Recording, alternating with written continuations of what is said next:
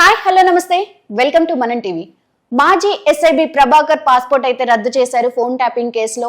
ఆయనకి ఇక మీద గ్రీన్ కార్డ్ వచ్చే అవకాశం కూడా లేదు యుఎస్ లో అని అయితే తెలిసింది. దీనిపైన మరిన్ని అప్డేట్స్ తెలుసుకుందాం. ఇప్పుడు మనతో ఉన్నారు సీనియర్ జర్నలిస్ట్ కట్టా కార్తిక్ గారు. నమస్తే సార్. నమస్తే సార్, మాజీ ఎస్ఐబి ప్రభాకర్ గారిని అయితే అరెస్ట్ చేసే అవకాశం ఉందని ఆయన భావించి ముందస్తు బెయిల్ అయితే అప్లై చేశారా? అంటే ప్రభాకర్ రావు తెలంగాణలో ఫోన్ ట్యాపింగ్ కేసులో ప్రధానమైన నిందితుడు. విచారణకు రమ్మని పోలీసులు అనేక సార్లు పిలిచారు, కానీ అతను విచారణకు రావట్లేదు. ఇప్పటికి అనేక మందిని విచారిస్తే వాళ్ళందరూ ప్రభాకర్ రావు గారి పేరే చెప్పారు. ఆయన చెప్తే మేము చేశాం. ఇప్పుడు ఆయనకి ఎవరు చెప్పారనేది రావాలి. ఈ ఫోన్ ట్యాపింగ్ కేసు కేటీఆర్ టార్గెట్గా నడుస్తుంది.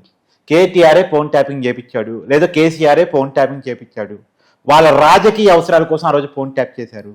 రేవంత్ రెడ్డి ఇంటికి సమీపంలో ఫోన్ ట్యాపింగ్ కేంద్రాన్ని పెట్టుకొని, ఒక న్యూస్ ఛానల్లో ఫోన్ ట్యాపింగ్ కేంద్రాన్ని పెట్టుకొని రేవంత్ రెడ్డి ఇంట్లో ఆడవాళ్ళు మాట్లాడే ఫోన్లు కూడా ఫోన్ ట్యాప్ చేపించారు. కుటుంబ సభ్యులు మాట్లాడుకునేటువంటి ఫోన్లు కూడా ట్యాప్ చేపించారు. అది మాత్రమే కాదు, సినిమా హీరోలు హీరోయిన్లు వాళ్ళందరి ఫోన్లు కూడా ట్యాప్ చేశారు. హైదరాబాద్లో రియల్ ఎస్టేట్ బిల్డర్లు వ్యాపారులు వాళ్ళందరి ఫోన్లు ట్యాప్ చేశారు. వాళ్ళని బ్లాక్మెయిల్ చేశారు. సినిమా వాళ్ళని ఒక రకంగా వాడుకున్నారు, ఈ వ్యాపారస్తులని ఆర్థికంగా వాడుకున్నారు. తర్వాత ఈ రాజకీయంగా వాళ్ళ ఫోన్లు ట్యాప్ చేసి వాళ్ళని బెదిరించడం, వాళ్ళకి ఫండింగ్ వెళ్లకుండా చూడటం, వాళ్ళతో ఎవరు టచ్లో ఉన్నారు, ఎవరు వాళ్ళకి సాయం చేస్తున్నారు, ఈ విషయాలను తెలుసుకొని ఆ రకంగా రాజకీయంగా లబ్ధి, ఆర్థికంగా లబ్ధి, ఇంకో రకంగా కూడా, అంటే ఆ మాట చెప్పడానికి నాకు ఇబ్బంది, కానీ వేరే రకంగా కూడా లబ్ధులు చేకూరాయి. సినిమా హీరోయిన్లను కూడా వేధించారు అని చెప్పేసి గతంలో అనేక ఆరోపణలు ఈ ఫోన్ ట్యాపింగ్ కేసులో వచ్చున్నాయి.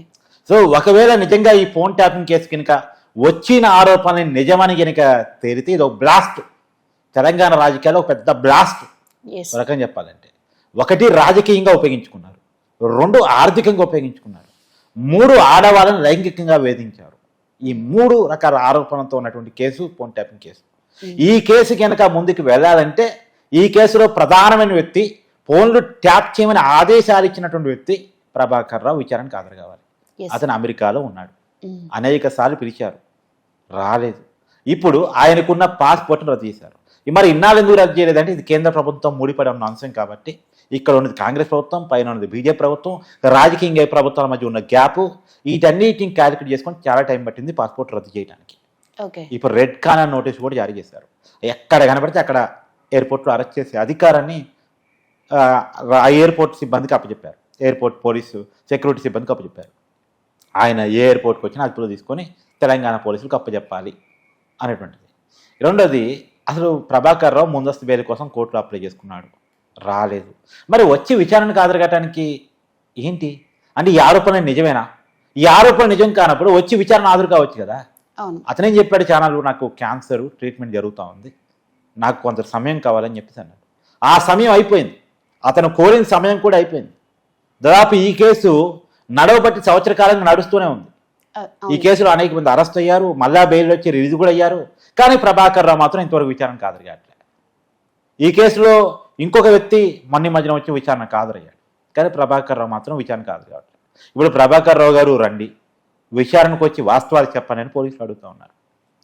ఇప్పటి వరకు రేవంత్ రెడ్డి ప్రభుత్వం ఖచ్చితంగా కేటీఆర్ని పొలిటికల్గా టార్గెట్ చేయాలని అనుకుంది. అనేక కేసులు నమోదు చేసింది, కానీ ఏ కేసులో కూడా ఖచ్చితమైన నేరాన్ని నిరూపించలేకపోయింది. ఇప్పుడు ఈ కేసులో నిరూపిస్తే మాత్రం, అంటే వేరే కేసులకి ఫోన్ ట్యాపింగ్ కేసులకి కొద్దిగా భిన్నం. వేరే కేసులో కేటీఆర్ని కనుక అరెస్ట్ చేస్తే పొలిటికల్గా సింపతి వస్తాయి, కానీ ఈ ఫోన్ ట్యాపింగ్ కేసులో కనుక నిరూపించి అరెస్ట్ చేస్తే సింపతి రాదు. అంటే కొన్ని కేసులు ఎలా ఉంటాయి అంటే రమ్య, ఇప్పుడు ఢిల్లీ లిక్కర్ స్కామ్లో కవితను అరెస్ట్ చేశారు, సింపతి వచ్చిందా? లేదు. అంటే కొన్ని కేసుల్లో సింపతి రాదు. ఒక లేడీ అయ్యుండి, అందులో కేసీఆర్ కూతురు అయ్యుండి, మద్యపానానికి వ్యతిరేకంగా పోరాటం చేయాల్సిన స్థితిలో ఉండి ఆమె సారా అమ్మకాలు చేయటం ఏంటి, దాంట్లో స్కామ్కి పాల్పడటం ఏంటి అన్నది జనంలోకి వెళ్ళిపోయింది. ఆమె అరెస్ట్ అయినప్పుడు పార్లమెంట్ ఎన్నికలు జరిగితే 0, ఒక్క స్థానం కూడా రాలే బీఆర్ఎస్ పార్టీకి. అంటే అంత నెగిటివిటీ వచ్చింది. పాజిటివ్ రాకపోగా నెగిటివిటీ వచ్చింది. సహజంగా రాజకీయ నాయకులు అరెస్ట్ అయినప్పుడు సింపతి వస్తుంది, కానీ నెగిటివ్ వచ్చింది. ఇప్పుడు కేటీఆర్ని వేరు వేరే కేసుల్లో అరెస్ట్ చేశారనుకో, ఆ కుంభకోణం ఈ కుంభకోణం అని అరెస్ట్ చేశారనుకో, కేటీఆర్ రేవంత్ రెడ్డి ప్రభుత్వానికి వ్యతిరేకంగా పోరాటం చేస్తున్నాడు కాబట్టి దాన్ని ఆపటానికి అరెస్ట్ చేశారన్న పేరే రేవంత్ రెడ్డి ప్రభుత్వానికి వస్తుంది. అదే ఈ ఫోన్ ట్యాపింగ్ కేసులో కనుక అరెస్ట్ చేసి ఒకరిద్దరు బాధితులను కనుక ముందు పెట్టారనుకో, కొన్ని వాస్తవాలను కనుక బయట పెట్టారనుకో, సింపతి రాదు. ఆ విషయంలో ఫోన్ ట్యాపింగ్ కేసుని రేవంత్ రెడ్డి ప్రభుత్వం ఎప్పటి నుంచో సీరియస్గా తీసుకుంది. కానీ సీరియల్ ఎపిసోడ్లో ముందుకు పోతుంది తప్ప దీనికి ఒక క్లైమాక్స్ రావట్లే. ఇప్పుడు క్లైమాక్స్ రావాలంటే ఈ ప్రభాకర్ రావు విచారణకు హాజరు కావాలి. ఇప్పుడు ఇతను పాస్పోర్ట్ రద్దు చేశారు, ఇతనికి అమెరికాలో గ్రీన్ కార్డు కోసం అప్లై చేసుకుని ఉన్నాడు అంటుంది ఒక సమాచారం. ఇప్పుడు పాస్పోర్ట్ రద్దు చేశారు కాబట్టి అది గ్రీన్ కార్డు వచ్చే అవకాశం లేదు. మరి గ్రీన్ కార్డు రానప్పుడు ఏం చేస్తాడు ప్రభాకర్ రావు? నాకు తెలిసి అతనికి 2 ఆప్షన్స్ పెట్టుకునే ప్రయత్నిస్తాడు. గోల్డెన్ వీసా ట్రై చేస్తాడు. గోల్డెన్ వీసా ట్రంప్ ఇస్తాడా లేదా తెలియదు. మరి గోల్డెన్ వీసా కూడా పాస్పోర్ట్ రద్దు అయితే అంత ఈజీగా కాదు. అమెరికా నిబంధనలు చాలా స్ట్రిక్ట్ గా ఉంటాయి. కానీ గోల్డెన్ వీసా నిబంధనలు అమెరికా నిబంధనలు సడలించి చేసినటువంటి నిబంధనలు గోల్డెన్ వీసా నిబంధనలు.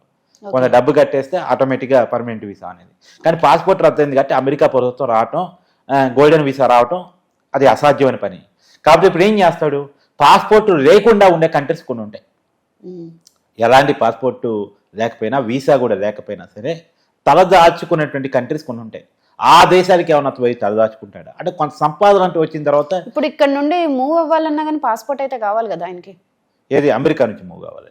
ఎస్, ఖచ్చితంగా మూవ్ కావడానికి అతను వాళ్ళు మరి రకరకాల మార్గాలు.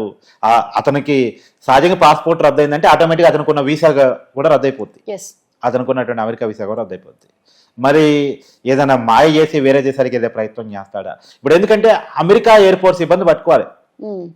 అక్కడ ఎయిర్పోర్ట్ నుంచి వేరే దేశాలు పారిపోయే క్రమంలో మరి వాళ్ళని ఎలా మేనేజ్ చేయడానికి కెపాసిటీ చేస్తాడు? అంత మన దేశం వాళ్ళని మేనేజ్ చేసినట్టు కాదు అమెరికా వాళ్ళని మేనేజ్ చేయడం అనేటువంటి. అక్కడ సిస్టమ్ కొద్దిగా బలంగానే ఉంటుంది. సో ఇక్కడ రాజకీయాలు కాకుండా అక్కడ సిస్టమ్ కొద్దిగా బలంగా ఉంటుంది. మరి ఏమన్నా ప్రభాకర్ రావుని పట్టుకొని ఇక్కడ ఇండియా అప్పచెప్తారా లేదా అనేటువంటి ఖచ్చితంగా చూడాల్సిన పరిస్థితి కనిపిస్తుంది. గతంలో కూడా అమెరికా పోలీసులకి తెలంగాణ ప్రభుత్వం నుంచి మెయిల్స్ పోయి ఉన్నాయి, ఖచ్చితంగా అతన్ని మాకు అప్పచెప్పండి అనేటువంటిది. కానీ ఇంతవరకు రెస్పాండ్ కాలేదు. ఎందుకంటే దాంట్లో చాలా ఉంటాయి. ఆ దేశంలో ఉండేటువంటి వ్యక్తుల్ని మన దేశానికి అప్పచెప్పాలంటే కేంద్ర ప్రభుత్వం ఒక లాబింగ్ చేయాలి అక్కడ ప్రభుత్వంతో. మరి ఆ మేరకు కేంద్ర ప్రభుత్వం ఇప్పుడు రాష్ట్ర ప్రభుత్వాన్ని సహకరిస్తుంది అంటే పొలిటికల్ కారణాలు ఇచ్చే సహకరించే పరిస్థితి తక్కువ. కాబట్టి ఏది ఏమైనా ప్రభాకర్ రావు ఇప్పటికైనా వస్తాడా రాడా అనేటువంటిది చూడాల్సిన పరిస్థితి కనపడుతుంది. కానీ చుట్టూ ఉన్న ఆప్షన్స్ అయితే క్లోజ్ అవుతున్నాయి. కానీ రాక తప్పని పరిస్థితిలో పడుతున్నాడు. ఇంత కాంప్లికేట్ అయిందా చేసుకోవడం వృధా. ఇప్పుడు ఒక విషయాన్ని క్లియర్గా గమనించాలి. ఫోన్ ట్యాపింగ్ అనేటువంటిది తెలంగాణ సమాజం మొత్తం కూడా ఒక రకంగా భయభ్రాంతులు. అంటే ఈ సంఘటన బయటకు వచ్చినప్పుడు పలానా హీరోయిన్ ఫోన్ ట్యాప్ చేశారట, లేదు పలానా బిజినెస్ మెన్ ఫోన్ ట్యాప్ చేశారంట, పలానా నాయకులది ఫోన్ ట్యాప్ చేశారంట అని వచ్చిన రోజు తెలంగాణ సమాజం మొత్తం కూడా షాక్ గురైంది. కానీ క్రమక్రమేణా ఈ కేసును మర్చిపోవడం కూడా స్టార్ట్ అయిపోయింది. ఇప్పుడు ప్రభాకర్ రావు కనుక నిజంగా వచ్చి మళ్ళా అతను కనుక అరెస్ట్ అయితే మాత్రం మళ్ళీ ఈ కేసు పెద్ద ఎత్తున వెలుగులోకి వచ్చేటువంటి అవకాశం ఉంటుంది. అంటే అరెస్ట్ అవుతారని భయంతోనే కదా ఆయన బెయిల్ అప్లై చేసింది. ముందస్తు బెయిల్ అప్లై చేశాడు. అదైతే ఇప్పటి వరకు రాలేదు. సో వచ్చి విచారణకు సహకరించి, మరి విచారణ ఏ రకం ముందు పోయి దాన్ని పక్కన పెట్టి విచారణకు సహకరిస్తే అతనికి కూడా గౌరవం ఉంటుంది. రైట్. కానీ అనవసరంగా దీన్ని ఇప్పుడు అమెరికా వాళ్ళు అరెస్ట్ చేసి ఇక్కడ తీసుకొచ్చి అప్పచెప్పారు అనుకో, ఇమిగ్రెంట్ అధికారులు మన వాళ్ళు కనుక అరెస్ట్ చేసి ఎయిర్పోర్ట్లో మన కాడ అప్పచెప్పారనుకో ఎంత నామోచిగా ఉంటుంది చెప్పు. ఒక స్థాయికి వెళ్ళినటువంటి వ్యక్తి ఇవాళ ఎవరో అరెస్ట్ చేసి తీసుకొచ్చి మన వాళ్ళకి అప్పచెప్తే అది అతనికి చిన్నతనం కదా. ఆ పరిస్థితికి ఒక వ్యక్తి ఎందుకు తెచ్చుకోవాలి? సరే జరిగింది తప్పు, ఆ తప్పును ఒప్పుకొని చట్టం ముందు పనిష్మెంట్ అనుభవిస్తే అతని లైఫ్ ఒక పొలైట్గా పోతుంది. ఎప్పుడు అరెస్ట్ చేస్తారో ఒక భయంగా, ఎప్పుడు ఎవరు వచ్చి ప్రశ్నిస్తారనో భయంగా బతకటం చాలా కష్టం. ఎందుకు ఆ జీవితం చెప్పు. అవును, రైట్. థ్యాంక్ యూ కార్తిక్ గారు.